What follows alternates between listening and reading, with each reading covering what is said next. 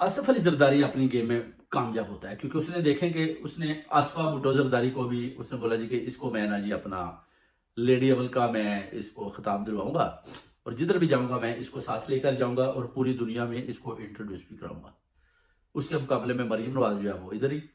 پنجاب میں ہی بس دھکے کھاتی رہے گی ریڑھی اوپر ہی، اور کام اس سے چلے گا نہیں۔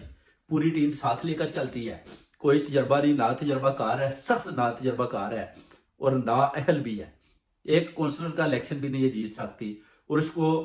پاکستان کا وزیر اعلیٰ بنا کر